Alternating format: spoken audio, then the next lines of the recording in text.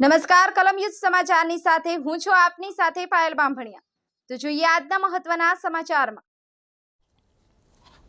મઢી sugar ફેક્ટરીમાં truck ડ્રાઈવરો, કંડક્ટરો અને કર્મચારીઓ માટે આંખ તપાસનો કેમ્પ રાખવામાં આવ્યો। મઢી સુગર ફેક્ટરીમાં આજરોજ ગુજરાત કેમિકલ પોર્ટ લિમિટેડ દ્વારા દિવ્ય જ્યોતિ ટ્રસ્ટ માંડવી દ્વારા આયોજિત મફત નેત્ર નિદાન કેમ્પનું આજરોજ સુંદર આયોજન કરવામાં આવ્યું હતું।